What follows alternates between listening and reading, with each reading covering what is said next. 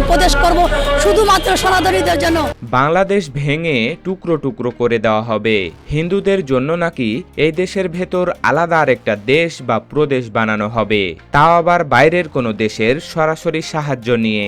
আমাদের এই স্বাধীন সার্বভৌম দেশের মাটিতে দাঁড়িয়ে ক্যামেরার সামনে আঙুল উঁচিয়ে এক নারী চরম ভয়ঙ্কর ও রাষ্ট্রদ্রোহী হুমকি দিয়েছে। সে খোলাখুলি চ্যালেঞ্জ ছুড়ে দিয়ে বলেছে, আপনারা দুইটা মারলে আমরা একটা মারব। এই কথা শোনার পর এদেশের যে কোনো দেশপ্রেমিক নাগরিকের গা জ্বলে উঠবে। কিন্তু প্রশ্ন হলো, এই নারী আসলে কে? কার ইশারায়, কার খুঁটির জোরে এদেশের মাটিতে দাঁড়িয়ে সে এত বড় কথা বলার সাহস পেল?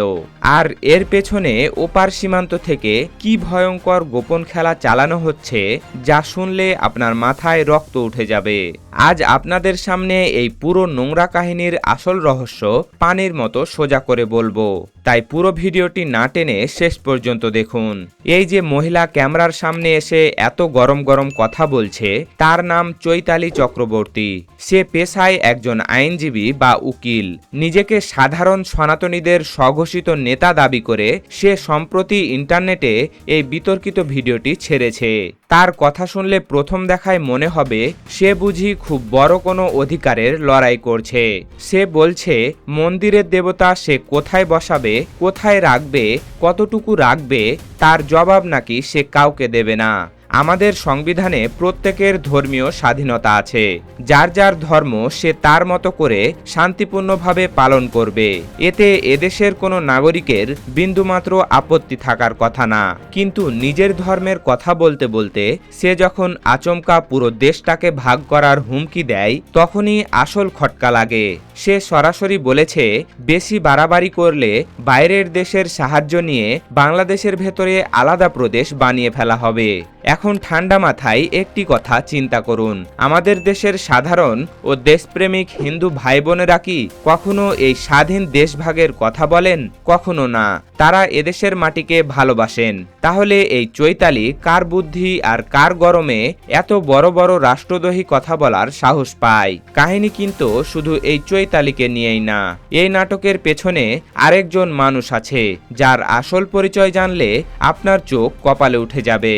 এই নাটকের অন্যতম প্রধান কুশীলব হল হরিদাস চন্দ্র। এই হরিদাস চন্দ্র একসময় এসি ঠিক করার সাধারণ একজন মেকানিক ছিল, কিন্তু খুব চতুর উপায়ে সে একসময় বিগত স্বৈরাচারী সরকারের আমলে ক্ষমতার কেন্দ্রবিন্দু গণভবনে যাতায়াত শুরু করে। সেখানে এসি ঠিক করার কাজ করতে করতে সে তৎকালীন প্রভাবশালী রাজনৈতিক নেতাদের বড় একটি অংশের সাথে গভীর খাতিরে জড়িয়ে পড়ে। ক্ষমতার সেই বড় ছায়াকে কাজে লাগিয়ে সে শুরু করে কোটি কোটি টাকার এক বিশাল ধোঁকাবাজির রাজত্ব। সবচেয়ে তাজ্জব বনে যাওয়ার মতো বিষয় কি জানেন? এই হরিদাস নাকি রোহিঙ্গা ক্যাম্পে সেরফ সবজি বিক্রি করার লাইসেন্স বা সিন্ডিকেট নিয়ন্ত্রণ করে রাতারাতি 5 থেকে 6 কোটি টাকা কামিয়ে ফেলেছে। একটা সাধারণ এসি মেকানিক বা সবজি সরবরাহকারী কিভাবে এত অল্প সময়ে কোটি কোটি টাকার মালিক হয়, তা কোনো সাধারণ সমীকরণ নয়। সবচেয়ে বড় চালটি সে দিয়েছে এই অবৈধ টাকা রাখার ক্ষেত্রে। সে এই টাকা কোনো সাধারণ ব্যাংকে রাখেনি।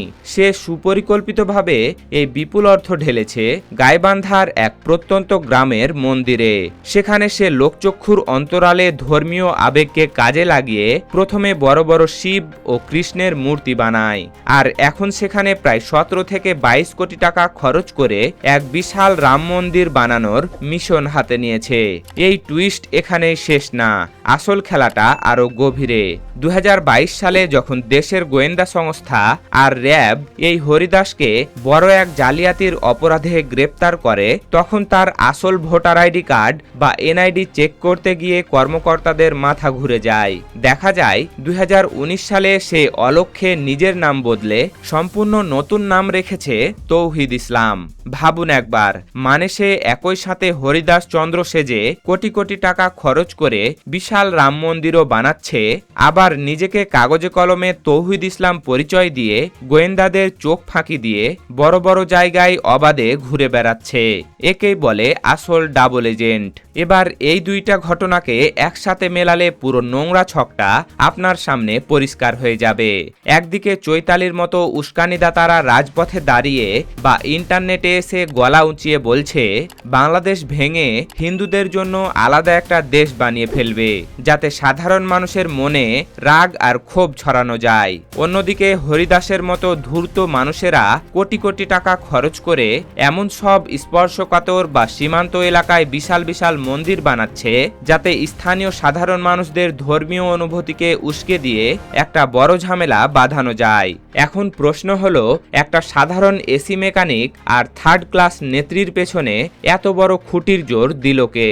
এখানেই চলে আসে ওপার সীমান্তের সাউথ ব্লকের এক বিশাল থিঙ্ক ট্যাঙ্কের মাস্টার প্ল্যান। এই যে গাইবান্ধার প্রত্যন্ত গ্রামে 20 থেকে 22 কোটি টাকা খরচ করে হরিদাসের রাম মন্দির বানানোর প্রজেক্ট, সেখানে নাকি ওপার দেশের হাই প্রোফাইল কূটনীতিক এবং বড় বড় অফিসাররা সশরীরে এসে ঢোল পিটিয়ে উদ্বোধন করে গেছেন। ভাবা যায় বর্ডারের কাছের এই জেলাকে বেছে নেওয়ার আসল কারণ হলো ওপার থেকে যেন খুব সহজেই সব রকম লজিস্টিক সাহায্য আর ইন্ধন দেওয়া যায়। ওপারে যেভাবে ধর্মকে রাজনীতির হাতিয়ার বানিয়ে সাধারণ মানুষের মনে বিদ্বেষ ঢুকিয়ে ক্ষমতা পাকা করা হয়েছে, ঠিক একই ফর্মুলা এখন আমাদের শান্তিকামী বাংলাদেশে আমদানি করার অপচেষ্টা চলছে। তারা এমন এক পরিস্থিতি তৈরি করতে চায় যাতে এই বিশাল অবকাঠামো দেখে স্থানীয় মানুষদের মনে ক্ষোভ তৈরি হয়, আর এই ক্ষোভ থেকেই যখনই কোনো ছোটখাটো সামাজিক ঝামেলা লাগবে, অমনি ওপার থেকে ওত পেতে থাকা কিছু মিডিয়া আর তাদের পেইড এজেন্টরা সেই ভিডিও পুরো বিশ্বে ছড়িয়ে দেবে। তারা বিশ্ববাসীকে বলবে, দেখো বাংলাদেশে সংখ্যালঘুদের ওপর নির্যাতন হচ্ছে। এই নিখুঁত প্রোপাগান্ডার ফাঁদ পাতার আসল উদ্দেশ্য হলো যেন ওপার সীমান্ত এই ছুতোই আমাদের দেশের অভ্যন্তরীণ বিষয়ে সরাসরি হাত গলানোর একটা আন্তর্জাতিক সুযোগ পেয়ে যায়। খেলা কিন্তু এখানে শেষ না। ইন্টারনেটে জোর গুঞ্জন উঠেছে, খোদ এই হরিদাস চন্দ্রের ছবি দেখা গেছে ওপার বাংলার কট্টর ও বাংলাদেশ বিরোধী নেতা শুভেন্দু অধিকারীর সাথে। যে শুভেন্দু সুযোগ পেলেই বাংলাদেশের বিরুদ্ধে বিষেধগার করে, তার সাথে বাংলাদেশের ভেতরের এই ডাবল এজেন্টদের কিসের এত মাখামাখি?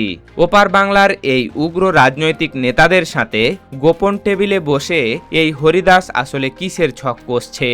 সে কি নিজের দেশের স্বার্থ বিক্রি করে ওপার থেকে নতুন কোনো এজেন্ডা বাস্তবায়নের মিশন নিয়ে মাঠে নেমেছে?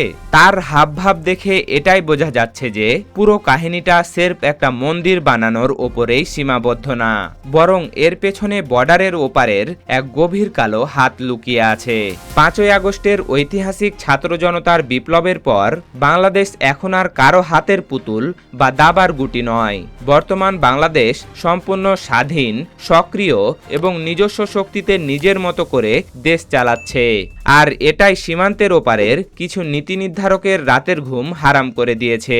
এই চরম ভূরাজনৈতিক পরাজয় সহ্য করতে না পেরেই তারা এখন হরিদাসের মতো ডাবল এজেন্ট আর চৈতালির মতো উস্কানিদাতাদের মাঠে নামিয়েছে। এরা আসলে সাধারণ সনাতনীদের অধিকারের কথা বলছে না, এরা ওপার থেকে আসা কোটি কোটি টাকার ফায়দা লুটতে পুরো দেশটাকে একটা জ্বলন্ত আগুনের কুণ্ডলী বানাতে চাইছে। সুপ্রিয় দর্শক, ক্যামেরার সামনে দাঁড়িয়ে বাংলাদেশকে ভেঙে আলাদা প্রদেশ বানানোর এই ভয়ঙ্কর হুমকিকে আপনি কিভাবে দেখছেন? হরিদাস চন্দ্রের মতো ডাবল এজেন্টদের এই জালিয়াতি এবং বর্ডারের কাছে বিশাল প্রজেক্ট তৈরির নেপথ্যে যে আন্তর্জাতিক চালের কথা বলা হচ্ছে, তা রুখতে আমাদের জাতীয় নিরাপত্তা বাহিনীর কি পদক্ষেপ নেওয়া উচিত বলে আপনি মনে করেন? আপনার মূল্যবান মতামত আমাদের কমেন্ট বক্সে লিখে জানান। দেশ ও আন্তর্জাতিক ভূরাজনীতির এমন নিখুঁত বিশ্লেষণ সবার আগে পেতে আমাদের চ্যানেলটি সাবস্ক্রাইব করে বেল আইকনটি বাজিয়ে রাখুন। ধন্যবাদ।